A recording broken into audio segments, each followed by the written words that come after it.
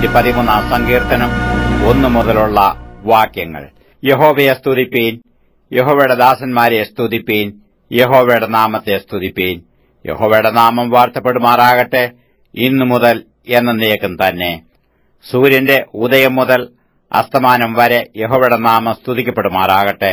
യഹോവ സകല ജാതികൾക്കും മീതെയും അവന്റെ മഹത്വം ആകാശത്തിനു മീതെയും ഉയർന്നിരിക്കുന്നു.